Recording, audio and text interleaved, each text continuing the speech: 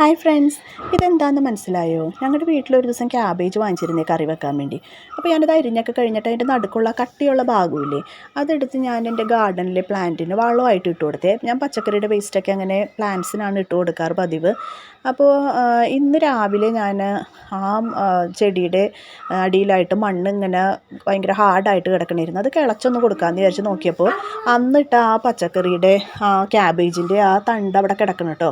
അപ്പോൾ ഞാൻ അതെടുത്ത് നോക്കിയപ്പോൾ അതിൽ ദേ വേര് വന്നേക്കണു. വേര് മാത്രമല്ല, അതിൽ നിറയെ ഇങ്ങനെ പുതിയ പുതിയ ലീവ്സ് ഇങ്ങനെ മുളകളായിട്ട് ഇങ്ങനെ വന്നു കേട്ടോ. ക്യാബേജിൻ്റെ വിത്ത് ഇട്ട് പിടിക്കുന്നതാണ് ഞാൻ കേട്ടേക്കണത്.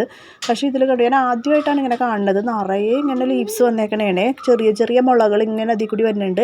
അപ്പോൾ അറിയാവുന്നവരാരെങ്കിലും ഉണ്ടെങ്കിലും ഒന്ന് എനിക്ക് പറയണേ. ഇതിൽ നിന്ന് ക്യാബേജ് എന്തായാലും വരില്ലെന്ന് തോന്നണു, പക്ഷെ നല്ലതുപോലെ വേര് വന്നേക്കണു കേട്ടോ. അപ്പോൾ ഞാനിത് എന്തായാലും ഒരു പോട്ടിലേക്ക് മാറ്റി നടാൻ പോണേണ്. ക്യാബേജ് ഒന്നും ഉണ്ടാവില്ല, എന്നാലും ഇത് എത്രത്തോളം ഇതിൻ്റെ ലീവ്സ് വലുതാവുന്നത് നമുക്ക് നോക്കാമല്ലോ. അപ്പോൾ ഞാൻ കുറച്ച് ചാണകപ്പൊടിയൊക്കെ ഇട്ടൊരു പോട്ടിലേക്ക് മാറ്റും, എന്നിട്ട് അതിൻ്റെ വീഡിയോ ഞാൻ കാണിക്കാം കേട്ടോ. Okay, by.